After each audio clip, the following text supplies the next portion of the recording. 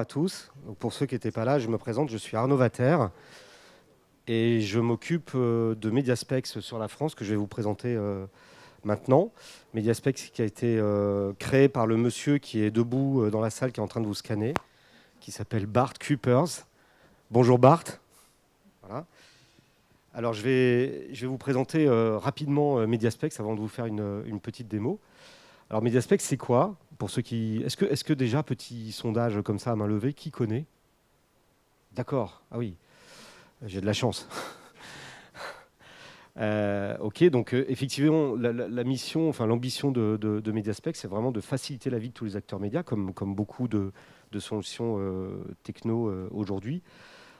Sachant que nous, on va le faire au moyen d'une information qu'on souhaite la plus structurée possible et la mieux organisée possible aussi. Alors, je vais expliquer. Hein. Alors déjà, pour évacuer le sujet, nous, on n'est pas un outil de média planning et on n'est pas non plus un outil de transaction. Comme ça c'est fait. Mais il y a plein d'autres choses à faire. On est une plateforme qui permet vraiment aux acteurs, ce qu'on dit là, hein, en un seul endroit, d'avoir une information assez granulaire sur toute l'offre publicitaire plurimédia. C'est bien plurimédia, hein, c'est pas qu'un truc presse ou qu'un truc digital ou qu'un truc radio, c'est important. Alors nous aussi, comme les gens de la table ronde d'avant, on se positionne comme business partenaire, mais au-delà de la blague, c'est important, c'est-à-dire que peut-être plus facilitateur de business, c'est-à-dire qu'on n'est pas là pour choper le business des régies, hein, on n'en a pas du tout l'ambition, ni d'ailleurs peut-être les capacités, mais vraiment de donner accès au plus grand nombre à l'information des groupes médias pour qu'ils puissent, c'est comme du référencement, hein, voilà. Nous, on a une double fonction, une fonction d'information hein, très opérationnelle, qui est tout à fait louable hein, d'ailleurs. Voilà, ça c'est important, et donc ça sur tous les médias. Et aussi une fonction d'inspiration, c'est-à-dire que l'intérêt, vous allez le voir, de Mediaspex, c'est en fait toutes les possibilités de recherche qui sont offertes par des critères qui peuvent être métiers, sociodémo, région, touchpoint, lieu de vie, etc. Ça peut inspirer parce que c'est vrai qu'on peut se retrouver à travailler, j'en sais rien, sur des électriciens. D'abord, on ne sait pas quelle est l'offre, quels sont les touchpoints sur les électriciens. Et ensuite, même si on a une idée précise, on va s'apercevoir qu'on va tomber sur une vingtaine de supports, du digital, des newsletters et autres. Donc du coup, effectivement, ça peut aussi inspirer, et sur les touchpoints, etc. Je vous montrerai tout à l'heure. Donc effectivement, on se positionne un peu comme multi-multi. C'est juste pour insister sur le fait qu'on n'est pas juste presse ou que sur un seul média. On est vraiment sur plusieurs médias et avec plusieurs recherches possibles. Et ça, c'est important. Alors bon, juste quelques chiffres. On a à peu près 800 utilisateurs par an, avec 18 000 recherches. À peu près aussi, ça change tout le temps, hein, bien sûr, 9500 supports qui sont, je préfère dire supports, qui sont référencés, et donc 1800 qui sont consultés par mois. Bien évidemment, on est à Tawad, hein, Anytime, Anywhere, Any Device. Ça, c'est important parce que c'est vrai que les gens, les régies ne sont pas toujours disponibles pour pouvoir répondre à une information des fois tout à fait simple. Et bien, voilà, ça permet d'avoir cette information très facilement quand on le veut. Et puis, même si ce n'est pas le cœur de métier, on a aussi du contenu à travers une newsletter qui est mensuelle, qui est plutôt appréciée. Hein. Vous pouvez voir les chiffres qui sont là, avec des chiffres de croissance qui sont assez élevés sur les taux d'ouverture durant la dernière année. Alors, nos clients, c'est qui? On a en fait toutes les grandes agences médias de la place de Paris, mais pas seulement. C'est-à-dire qu'en fait, on a aussi des agences indépendantes et on y tient. Hein. Je sais pas, aux Connexions, Good Angel, des gens comme ça, ou des agences qui sont un peu spécialisées sur le régional, comme Cospirit Mediatrack, qui est un de nos gros utilisateurs d'ailleurs. Et puis, quelques particularités. On a aussi quelques médias qui sont des groupes médias qui sont abonnés parce que ça les intéresse de faire du benchmark ou peut-être même de faire parfois un peu de prospection sur des univers. Donc, c'est intéressant pour eux. Et puis, on a aussi des agences de com, des agences créa. Vous voyez, on a TBWA. Et ça, on est assez content parce que c'est vrai que les agences, en fait, les agences créa qui n'ont pas de département média, qui n'ont pas forcément la possibilité de faire appel à leur agence média partenaire ou à l'annonceur ou qui ne connaissent pas forcément les régies, ça leur permet d'avoir très vite, très facilement, quand elles le veulent, un niveau d'information sur, je sais pas, un contact, le prix d'un média, certes en brut, mais au moins c'est un prix. Voilà, donc ça c'est très important pour elle. Alors, la croissance, nous, on est content parce qu'on continue à gagner des clients. Et par exemple, cette année, bah voilà, on a gagné TPW à Paris, c'est pas rien, hein. C'est une belle agence créa qui est utilisateur de notre plateforme. Une agence indépendante avec l'agence Anacruz et IPG Media Brand, qui était peut-être l'agence média dans les grosses qu'on n'avait pas encore et qui a décidé de prendre un abonnement. Donc voilà, et en fait, pourquoi on est là aujourd'hui? Parce que c'est vrai que bah, cette croissance bah, nous oblige à tout le temps proposer des améliorations. Et aujourd'hui, un peu en avant-première, parce que la nouvelle plateforme n'est pas encore totalement disponible. J'espère qu'il n'y aura pas de bug. Je plaisante. En fait, on va vous présenter MediaSpex Next Level, qui sera lancé en fait en milieu de semaine prochaine, un peu en avant-première pour la presse au futur. Donc voilà, hein, donc juste pour rappeler, il faut bien comprendre, avant de vous faire la démo, c'est que en un seul endroit, effectivement, les agences, bah, elles peuvent avoir toutes les informations dont elles ont besoin, en tout cas dans un premier niveau de travail, hein, parce que encore une fois, on n'a pas la prétention d'être un outil de transaction ou de média planning. Mais bon, voilà, on va faciliter le business. Et d'ailleurs, j'en profite juste pour vous dire que c'est intéressant de savoir qui nous utilise dans les agences médias.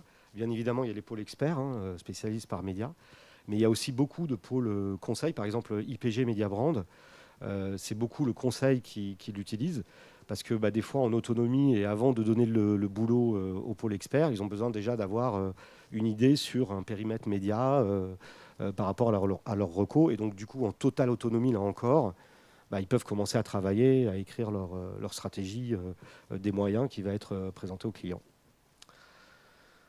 Voilà, et puis effectivement, hein, il y a une notion de gain de temps, hein. L'autre jour, j'avais un client qui m'a appelé pour savoir si on pouvait l'aider sur les CCI dans les régions. Et c'est vrai qu'en 2 clics, bah, on a toute l'offre. J'ai cru sans la blague hein, qu'il allait pleurer au téléphone. Ça faisait 15 jours qu'il cherchait les infos. Voilà. Et puis bah, pour les sociétés médias, bah, c'est juste la mise en avant de leur offre, hein. Alors nous, on fait en sorte que ça se passe le mieux possible avec les médias. Donc pour ça, bien sûr, si elles nous donnent un maximum d'informations à jour, ben, ça sera le plus à jour possible sur notre plateforme. Elles peuvent aussi avoir accès à un admin pour pouvoir renseigner elles-mêmes les choses. Et donc, elles peuvent renseigner aussi sur des cibles, sur des lieux, sur, par exemple, imaginons un titre de presse qui est diffusé dans un lieu précis. Si ils nous donnent l'information, on va le taguer pour que dans les moteurs de recherche, ça puisse ensuite remonter.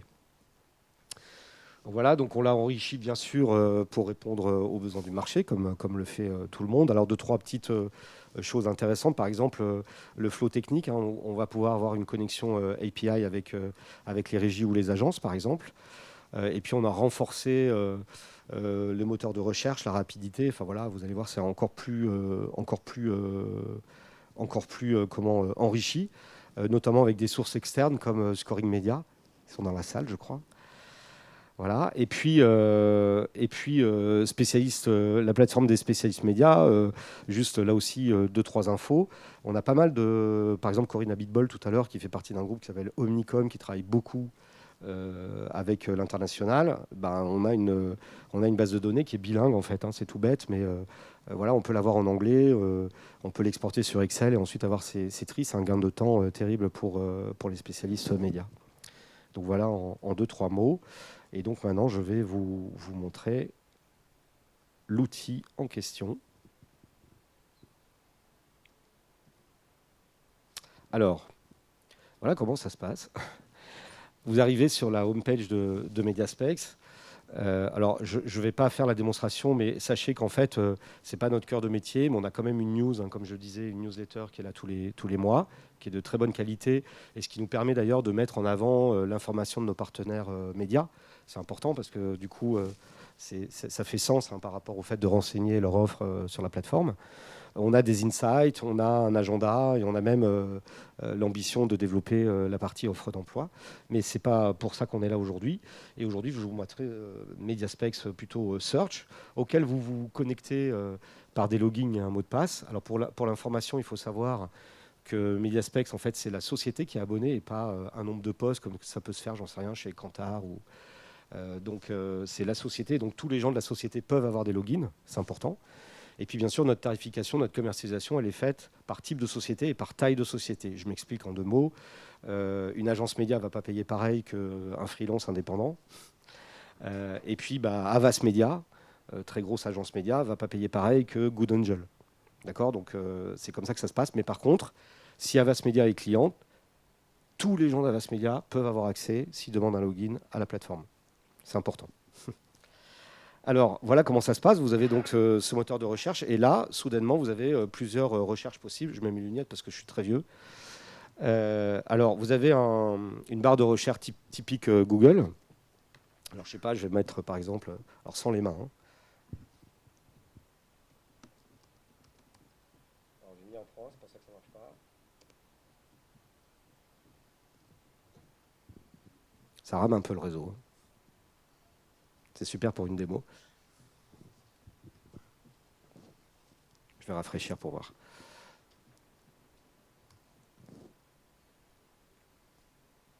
Heureusement que j'ai des screenshots, vous allez voir.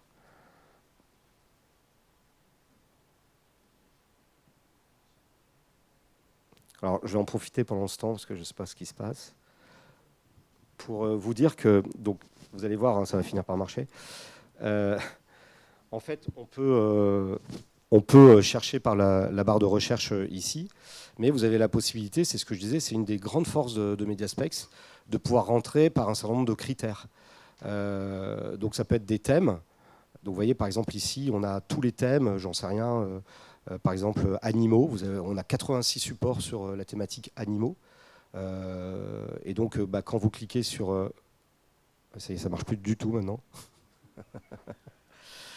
En fait, c'est un truc fake, c'est une boîte noire, ce truc, ça n'existe pas. Oui, ça s'appelle un tarif média, un annuaire. C'est le réseau qui fonctionne plus. Ben ouais. Vous êtes sur courtoisie, sur premium. Je suis sur Premium. Bon, voilà. Normalement, ça fonctionne très très très vite. Ben ouais. Normalement. Sinon, après, je suis sur... Super. Ben, c'est ce que je vais faire alors. Comment ?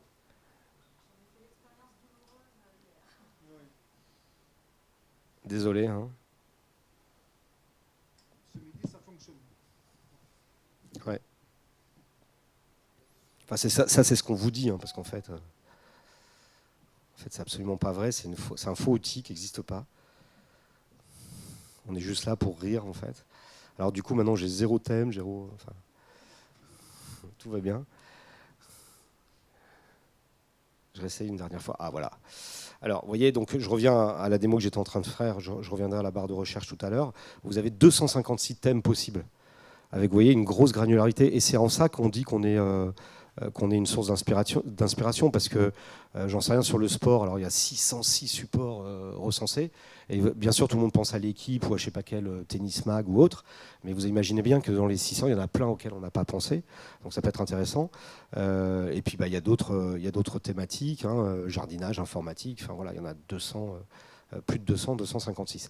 Après, vous avez l'autre possibilité de recherche qui est la recherche par métier ou par critères socio-démo. Alors encore une fois, c'est pas un outil de ciblage média planning traditionnel. C'est plus, je veux m'adresser aux enseignants de la conduite. Ça peut arriver. Donc là, ça marche très très bien pour des problématiques B2B, des choses très pointues. Je parlais tout à l'heure des électriciens, je parlais des CCI, je parlais par exemple les pharmaciens. Voilà, il y a 43 touchpoints. Alors je suis désolé parce que voilà. Donc vous voyez ici, ça me permet de vous montrer. Vous avez vous avez 43 médias et vous avez la possibilité ici de trier entre la santé publique, l'industrie, mais aussi par type de médias, c'est-à-dire presse pro, site web, tout ça est possible ensuite dans les tris. Et puis vous pouvez sélectionner, ça veut dire que par exemple, je sais pas, on va prendre ça. Voilà, alors voilà, ça me permet de vous montrer du coup la page qui présente chacun des supports. Donc là, vous avez actualité pharmaceutique. Vous avez un petit synopsis ici qui permet de décrire le touchpoint en question. Vous avez quelques quantis. Derrière, les contacts commerciaux, les contacts rédactionnels, et puis les tarifs, sachant qu'on télécharge les PDF qu'on nous envoie, qu'on a avec les régies partenaires. On a les CGV et ça nous permet d'avoir l'historique. Ça peut être des fois utile sur un site. Et donc ça, vous pouvez le sélectionner parce que vous dites « Ah bah tiens, ça c'est bien, je n'avais pas pensé ». Et puis après, dans votre sélection, vous allez trouver votre sélection ici. Voilà, ça marche bien.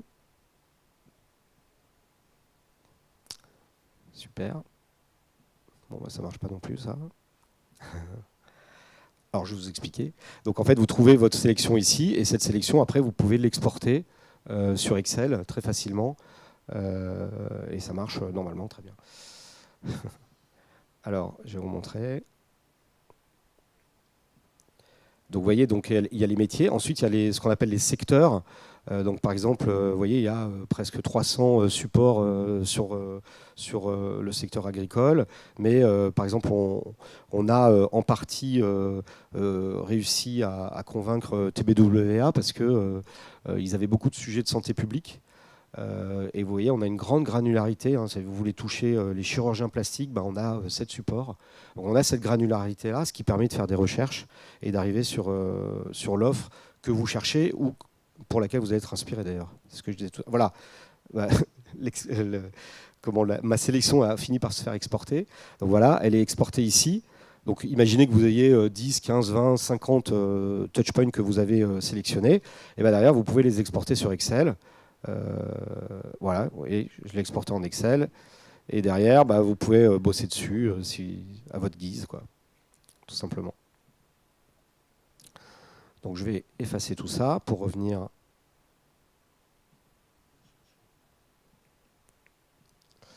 Voilà. Donc j'en étais au secteur. Après, vous avez les régions. Alors, je ne sais pas si vous avez fait attention, 1032. Pourquoi ? Parce qu'en fait, on a une très très grande granularité. Ça veut dire qu'on va aller jusqu'aux arrondissements, aux cantons. On ne s'attache pas simplement à toucher, j'en sais rien, 18 qui est le Cher. Mais on va essayer d'avoir la meilleure granularité possible plus tard. Je pense que Excel, je ne vais pas noter tout de suite. Donc c'est ce qui explique que, par exemple, vous voyez, sur l'Ain, par exemple, on a cette granularité-là. Ou j'en sais rien, sur les arrondissements, prenons Paris, forcément, vous avez tous les arrondissements. Donc ça vous permet de voir les touchpoints qu'on peut avoir par arrondissement, etc. Après, il y a ce qu'on appelle emplacement, qu'on va changer, qu'on va rebaptiser lieu de vie. N'est-ce pas, Bart ? Donc là, c'est pour avoir des contextes. Vous cherchez à toucher des gens dans les écoles, vous cherchez à communiquer dans les parkings, vous cherchez, j'en sais rien, là je vois il y a les piscines. Voilà, vous pouvez trouver un point de contact sur les piscines. Donc c'est en ça aussi que on considère que on sait que c'est une plateforme d'inspiration, parce qu'il y a des gens qui, en voyant les critères, se disent tiens, c'est pas bête ça, et du coup se mettent à travailler sur un univers. Et puis le type de médias, alors là aussi vous allez voir la liste elle est de 153. Pourquoi ? Parce qu'on n'a pas simplement raisonné sur les grands médias digital, presse, radio, mais vous voyez par exemple sur l'affichage on a tous les formats, et puis il y a un gros travail qui est fait sur les médias ambiants. C'est-à-dire que si vous cherchez la boîte à pizza, le sac à pain, moi j'ai travaillé par exemple pour un client récemment sur des zones blanches sur la fibre haut débit. Et quand vous avez des toutes petites zones géographiques qui ne sont pas couvertes par les grands médias traditionnels, ou que vous ne pouvez pas faire ce travail chirurgical, vous êtes bien content d'avoir les sacs à pain et les boîtes à pizza. Et là, vous avez tout ce type d'offres. Je ne vais pas tout vous montrer, mais alors ça va des présentoirs ici, les projections... ici, les projections holographiques, donc on fait la nuance. Regardez les housses appuie-tête dans les taxis, par exemple. Les gobelets, il y a vraiment un gros travail qui est fait là-dessus. Alors, je vais essayer de revenir sur la recherche plus classique. Je suis dans les temps, messieurs ? Plus ou moins, il va falloir que j'arrête, c'est ça veut dire. C'est un peu comme la connexion, en fait. Voilà, alors vous voyez, vous tapez le Figaro. Alors, il faut bien comprendre que le Figaro, c'est une galaxie. Il n'y a pas que le quotidien, bien évidemment. Donc en fait, on va renseigner tout ce qui est Figaro. Et puis, bah, ah oui, vous dites, ah oui, d'accord, ok. En fait, moi, c'était le Figaro que je voulais. Donc, ok, vous cliquez sur le Figaro. Voilà, donc voilà le synopsis, la une du journal, avec les chiffres essentiels à connaître, mais aussi le contact commerciaux, les contacts rédactionnels, tous les documents dont je vous parlais tout à l'heure, les produits, le calendrier des dates de réservation et dates de livraison, toutes les informations sur les spécifications techniques qui intéressent beaucoup, par exemple, les agences créa, justement. Et puis là, vous voyez, il y a une nouvelle fonctionnalité qu'on a appelée Famille Cross Média. Et ça, c'est formidable parce que du coup, c'est vrai que ah oui, j'avais oublié, mais en fait, Figaro, c'est aussi de la data programmatique. Et là, vous cliquez et vous basculez sur l'offre data programmatique du groupe Figaro. Voilà, hein, et avec leur offre derrière, de mémoire, qui est ici. Voilà. Je ne télécharge pas les PDF, mais voilà, donc après, j'en sais rien. Et puis vous vous dites, c'est vrai, il y a aussi... alors bien sûr, c'est presque une rubrique du Figaro, mais c'est vrai que je peux faire peut-être des choses spécialement avec Figaro Économie. Et vous tapez sur Figaro... Ah, erreur, non, c'est bon, ça marche. Et vous arrivez sur Figaro Économie. Donc voilà ce qui est rapidement Mediaspex. J'étais un peu vite. J'espère que ça vous a éclairé. Retenez surtout que voilà, nous, vous avez compris ce qu'on n'est pas. Par contre, ce qu'on est, c'est une société qui donne de l'information et qui peut aussi inspirer les gens de par la manière dont on a renseigné en fait ces informations de l'offre publicitaire plurimédia.